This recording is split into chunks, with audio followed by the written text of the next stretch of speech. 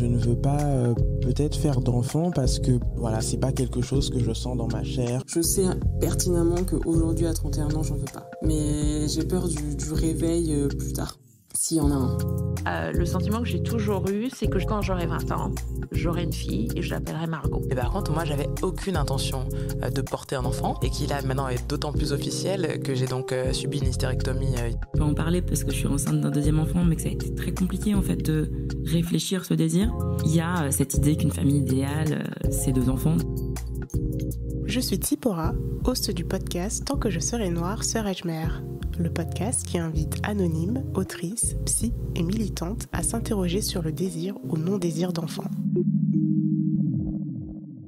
Bienvenue dans cet épisode spécial où Sandra nous parle d'un sujet souvent délicat et tabou à aborder, le regret maternel. Être mère, c'est souvent considéré comme l'une des expériences les plus enrichissantes de la vie. Pourtant, pour certaines femmes, cette réalité est teintée de nuances complexes, de questionnements et parfois même de regrets.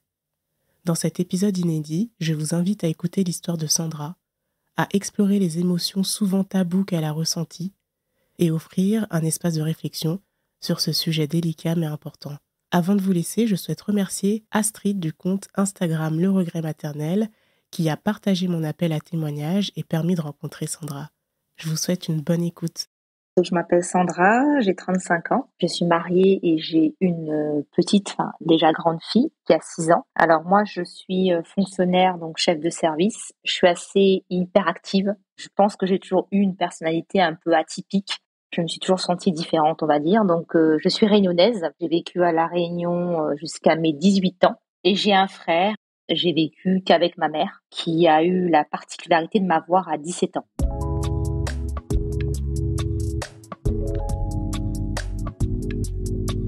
J'ai on va dire une enfance classique, mais à l'adolescence, ça s'est beaucoup gâté. J'ai écrit un livre à ce sujet qui s'appelle Plus fort que les mots, MAUX, pour raconter cette adolescence qui a été chaotique. Donc j'ai mis beaucoup de temps à me remettre et qui a conduit à une relation très conflictuelle avec ma mère et qui a été stabilisée, je pense, vers la trentaine, où j'ai fait un gros travail sur moi. Je pense que mon rôle de mère m'a permis de faire le deuil de ça. On va dire que j'ai été une enfant et une adolescente très indépendante, trop, on va dire. J'ai toujours eu une confiance en moi assez exacerbée, en fait, et j'ai toujours suivi mon intuition. Aux grandes dames de ma mère, j'ai toujours su, que ce soit mes choix de carrière, mes choix, je savais pourquoi je faisais telle chose, et ça pouvait paraître aux yeux des autres comme de l'arrogance. J'ai toujours eu ce regard, ah mais Sandra, de toute façon, elle se la raconte, Sandra, de toute façon, elle est ambitieuse, mais en fait, j'assume tout. Et en fait, ça a valu beaucoup de problèmes dans mon schéma familial. C'est pour ça que j'ai quitté le cocon très tôt et je suis partie en métropole parce que déjà, ce que je voulais faire, je pouvais pas le faire en métropole à La Réunion. Il n'y avait pas les études que je voulais parce que j'ai fait des études de psycho au départ. Et voilà, ça m'a valu beaucoup de critiques déjà et je pense que ça a joué dans l'image que les gens ont de moi.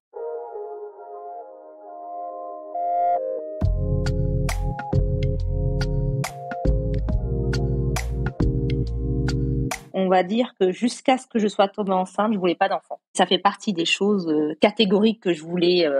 Il y a même à l'âge de 15-16 ans, je pensais déjà à faire une stérilisation définitive. Pour te dire comment ma pensée allait loin. Je pense que avec le recul, maintenant j'ai 35 ans, c'était peut-être dû à mon histoire. J'ai très mal vécu 2 choses, ma vie, mais aussi mon rôle de femme. Je trouve qu'on a beaucoup de poids en tant que femme et en tant que femme noire, d'autant plus.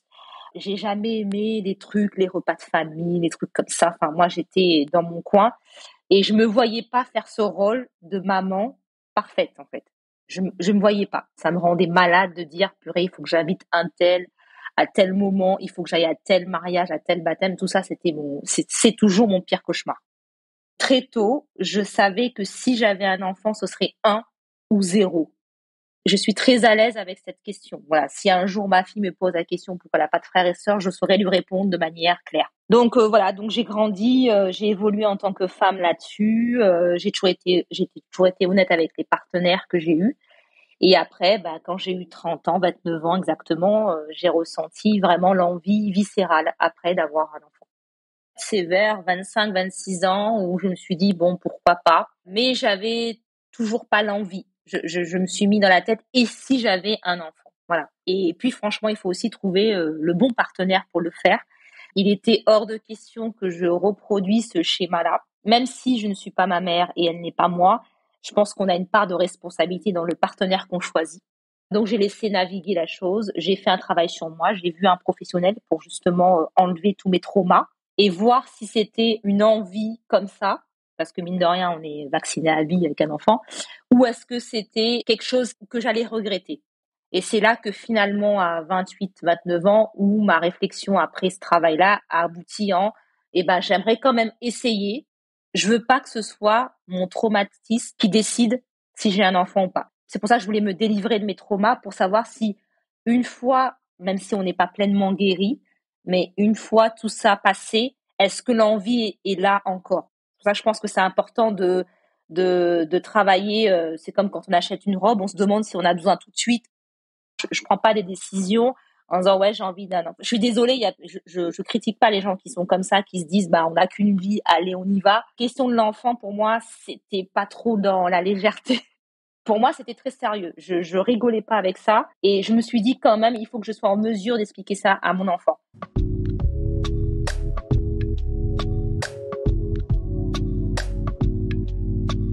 J'ai eu la chance, j'ai eu une grossesse et un accouchement parfait. J'ai eu 0 symptômes. Ça a été compliqué en fait plutôt les autres parce que moi j'étais en accord avec ça et en fait je suis devenue une femme enceinte aux yeux des autres et les autres se permettaient des choses sur moi que je ne supportais pas. Par exemple, les gens se faisaient des plans sur mon enfant ou je le prendrai tel jour, je faisais ça avec toi. Qu'est-ce que tu veux? Enfin, tu vois, c'était les gens se projetaient avec le bébé alors que c'était pas le leur. Il faut savoir que je suis mariée avec quelqu'un qui est culturellement différent de moi. Donc, il y avait ça à gérer parce que ma mère, l'avantage, c'est qu'elle me connaissait. Moi, je suis pas du tout quelqu'un de très câlin, moi, je suis très peu tactile comme fille. Donc, ma mère, elle me laissait tranquille, elle savait. Mais les autres, c'était toujours ça. Ou voilà, moi, j'ai travaillé jusqu'au bout. J'avais même demandé à reporter mon congé maternité. Et du coup, les gens se posaient des questions. Mais pourquoi Sandra, elle travaille encore? Pourquoi elle fait encore ça? Sauf qu'après, la réalité m'a ramené à un accouchement au risque prématuré. Mais en fait, moi, je le vivais bien. Mais en fait, je voyais le regard des gens changer sur moi, en fait. Et surtout en tant que femme noire, parce que du coup, les gens des suppositions. Voilà, donc moi, j'avais très peur de l'accouchement. J'ai eu très peu de changements physiques. Mon ventre est apparu, je suis un petit gabarit. Donc, j'ai eu un vrai ventre à 6-7 mois. Et sortie de la maternité, j'ai retrouvé ma silhouette comme si j'avais jamais été enceinte. Donc ça a été assez brutal, tu vois, parce que les gens te disent ouais mais c'est bien, voilà. Et en fait tu vois, moi en fait j'ai l'impression de pas avoir vu cette grossesse là, sachant que moi je l'ai vécu comme le premier et la dernière grossesse. Moi j'ai vécu ça comme un one shot, voilà. Et du coup voilà, donc j'ai eu un accouchement nickel, sans péri, en 45 minutes, voilà, reprise tout de suite. Donc je suis restée un peu plus longtemps à l'hôpital parce que j'avais un bébé qui avait un petit poids. J'ai adoré la période nourrisson. Franchement, moi, j'adore les bébés. Puis moi, on est quand même à La Réunion, on est très porter le bébé, faire les câlins, tout ça. Donc en fait, moi, j'aimais cette partie-là. Après, j'ai eu quand même la chance, il faut souligner, d'avoir un mari impliqué qui était présent, qui a pris 1 mois et demi de congé. Enfin voilà, j'ai été entourée du côté de mon mari. Pour lui, c'était son bébé, sa fille. Jusqu'à aujourd'hui, c'est la prunelle de ses yeux là-dessus. Il faut quand même rendre aussi ce qui appartient aussi à la personne. Ce qui a été compliqué pour moi, ça a été la solitude. Parce qu'en fait, les gens pensent que, t'as l'habitude de faire des bébés, écoute, tu te débrouilles. En fait, à La Réunion, je pense que j'aurais été entourée, les gens viennent chez les uns, les autres. C'est vrai que c'est chiant, mais en fait, t'appelles n'importe qui, quelqu'un vient. Ma mère, elle passait de temps en temps, mais elle voulait aussi, comme elle savait que j'étais pas mariée avec un Réunionnais, elle me dit je vais pas passer non plus tout le temps. Elle osait pas, voilà, elle venait parce c'est toujours sa seule petite fille, mais voilà, elle venait comme ça. Et en fait, je me suis heurtée à ce côté de différence de culture et d'a priori que les gens ont parce que t'es maman, parce que t'es devenue maman et parce que soi-disant parce que t'es noire, c'est plus facile. J'ai ressenti encore plus les gens qui voulaient s'approprier de ton éducation, de comment tu voyais les choses. Et pour moi, j'étais toujours Sandra, la fille, femme. Et en fait, aux yeux des autres, je suis devenue que Sandra, la mère, quoi. Voilà.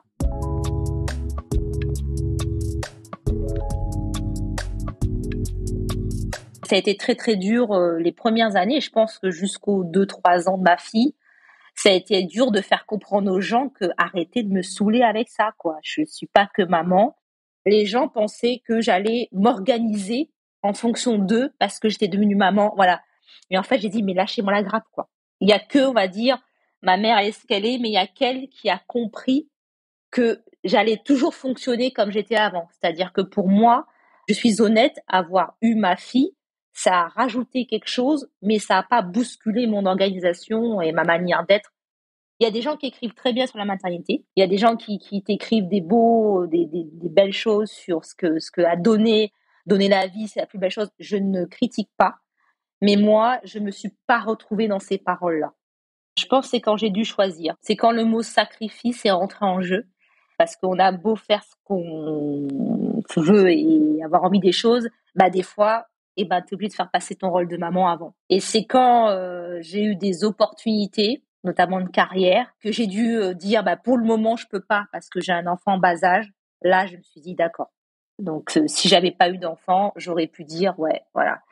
Donc, aujourd'hui, j'ai la carrière que je veux, mais j'ai attendu que ma fille grandisse, que ce soit mieux pour elle, etc., pour pouvoir faire ce que j'avais envie. Donc, c'est quand j'ai dû me mettre vraiment en retrait et mettre le rôle de mère avant, parce que, du coup, je pouvais vraiment pas faire autrement. Elle avait vraiment besoin de moi. C'était vraiment pas le moment. Ou quand tu es dans une réunion, tu dis, écoutez, moi, je dois sortir à 5 heures, j'ai la petite à l'école ou à la crèche. Dans ces moments-là, tu te dis, putain, mais merde, quoi. Fais chier. Voilà, fais chier. Vraiment, fais chier, quoi. Je lui dis toujours, ma fille, j'aurais regretté de pas t'avoir eu. Je lui dis toujours. Parce que c'est elle, parce que c'est une fille, parce que voilà. Mais le rôle de mère, ouais, c'est quelque chose qui parfois me pèse, parfois c'est vraiment, si c'était à refaire, peut-être que je prolongerais la réflexion, voilà, peut-être plus. Peut-être que je ferais telle chose, mais c'est vraiment le rôle et l'image que nous renvoie vis-à-vis de ça. C'est pas l'enfant, je l'aime pas moins. Demain, on m'appelle, il y a un problème, bien sûr que je raccroche avec toi et j'y vais. Mais c'est pas pour autant que ça me fait pas chier, quoi. Tu vois, c'est ça, c'est que c'est le fait de se dire, ouais, et d'assumer aussi, parce que des fois, il y a des gens qui disent, oh mon Dieu, j'ai dit que je regrettais d'être mère.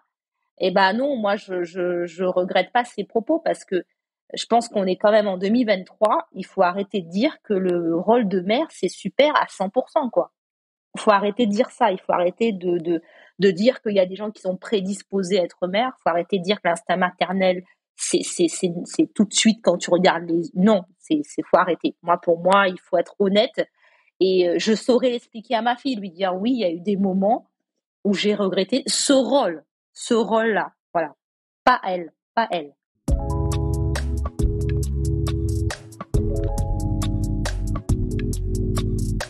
Du côté de ma mère, comme j'ai toujours été très claire, j'ai toujours été très cash dans les réunions de famille et tout, de dire j'en aurai pas, j'en aurai qu'un.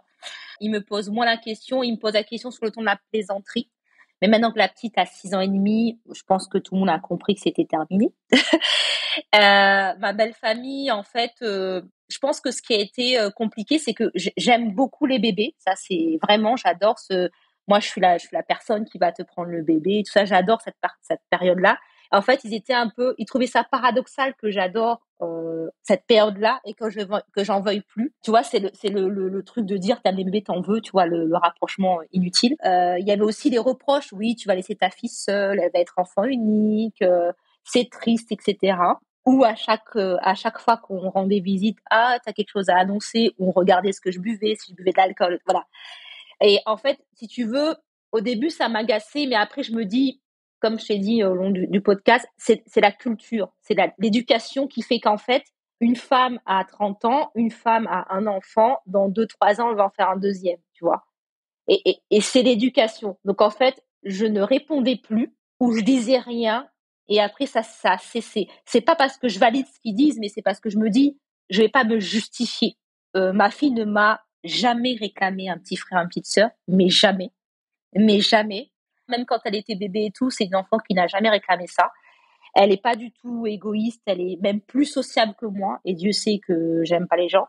Elle est très sociable, elle est très câlin. Enfin, c'est l'inverse de moi. alors que, tu vois, elle est enfant unique. Donc, si tu veux, au début, ouais, j'étais toujours dans l'explication en disant, mais non, voilà. Et maintenant, je réponds plus. Et j'ai même demandé à mon mari que les gens ne m'écrivent plus pour me demander des nouvelles, pour me dire, est-ce qu'on peut prendre la petite à tête. Tu vois, je voulais pas faire de la logistique, comme je t'ai dit dessus. Donc, en fait, quand ils ont besoin, ma mère, elle est comme moi, donc soit elle passe me voir, etc.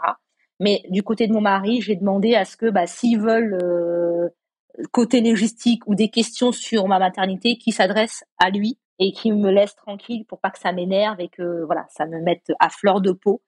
Mais tu vois, moi, j'ai lâché prise parce que pour moi, c'est vraiment une question de s'ils pensent que je devrais en faire un deuxième, quel est l'intérêt que je me batte contre ça? C'est une pensée qu'ils ont dans leur tête, donc c'est pas dans la mienne. Donc voilà.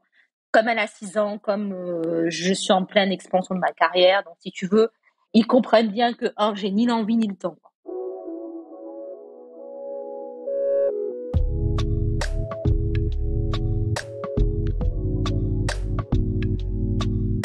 C'est tellement ancré que t'as un enfant, tu dois assumer, tu es la mère, tu te débrouilles, on est toujours le parent référent. Je crois que c'est une question d'éducation déjà, avant d'avoir des structures.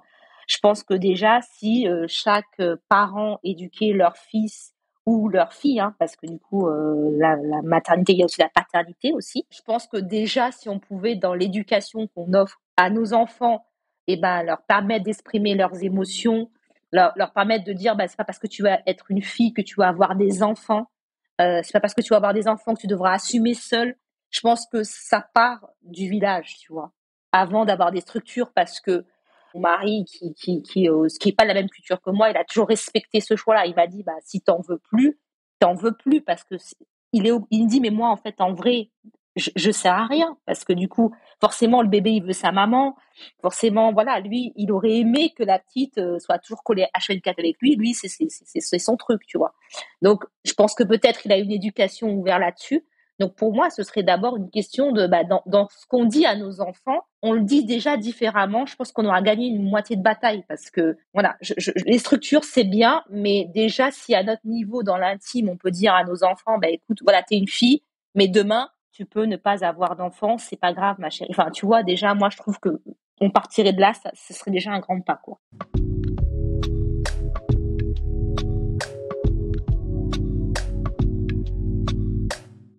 Déjà, je pense que je lui dirais que tu as le temps d'y réfléchir.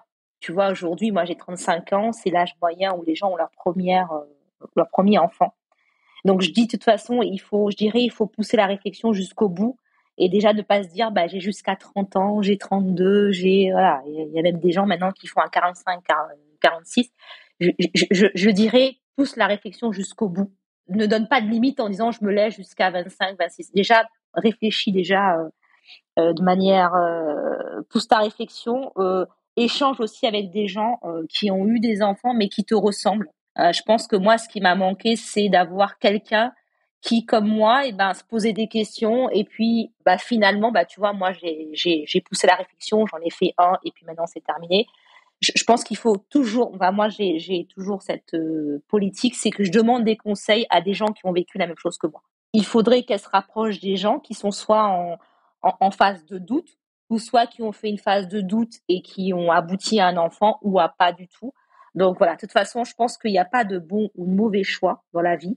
Et c'est à elle d'en faire quelque chose qu'elle ne regretterait pas, tu vois. Moi, j'ai la relation que j'ai avec ma fille aujourd'hui et comment je l'éduque, je sais que du coup, même si je regrette ce rôle dans certains moments, j'arrive à contrebalancer avec des moments de qualité que je passe avec elle, et je me dis là, je leur ai transmis quelque chose, voilà. Et voilà, pour moi, c'est prendre le temps de la réflexion et aussi résoudre les traumatismes qu'on peut avoir, parce que bien sûr, il y a des gens qui veulent pas d'enfants, qui ont rien lié avec, mais je pense qu'on a la communauté noire quand même. La santé mentale est encore tabou, et on a toujours des schémas de vie, comme j'avais dit au début du podcast, qui peut se ressembler. Donc j'ai dit, faudrait pas négliger derrière le pourquoi on veut pas et le pourquoi on regretterait de pas avoir eu. Moi, je me suis posée, ça a abouti à l'issue d'avoir eu ma fille, mais en tout cas, effectivement, je regretterais pas de d'avoir eu elle. Mais ce rôle-là, en tant que femme et femme noire, ça a été, et c'est toujours compliqué, mais j'ai pris le recul dessus, et puis voilà. Je voulais te remercier parce que je suis sortie de ma zone de confort pour 2 choses, parce que pour le témoignage, et de 2, de parler de la maternité parce que c'est quelque chose que, voilà, comme je t'ai dit, il y a des gens qui écrivent toujours très bien sa maternité. Moi, je fais pas partie de ce genre de personnes-là. Je suis contente d'avoir pu apporter un autre éclairage et de dire que chacun construit sa maternité, chacun construit son désir d'enfant. Voilà, moi j'ai voulu témoigner pour dire c'est pas grave si c'est pas ton truc. C'est ça, c'est plutôt pour dire ça, c'est-à-dire que moi j'ai beaucoup souffert de pas avoir trouvé quelqu'un avec qui les paroles faisaient écho. Voilà. Donc j'espère quand même que quelqu'un pourra retrouver un réconfort en m'écoutant, en disant c'est bon. C'est pas grave si aujourd'hui je sais pas, c'est pas grave si j'ai fait un enfant, voire 2, parce qu'on peut avoir le regret 2 fois. Voilà. Donc moi j'espère que quelqu'un avec un parcours atypique pourra se dire ok, voilà un témoignage qui me parle, parce que moi j'en ai très peu trouvé qui me parlait, quoi.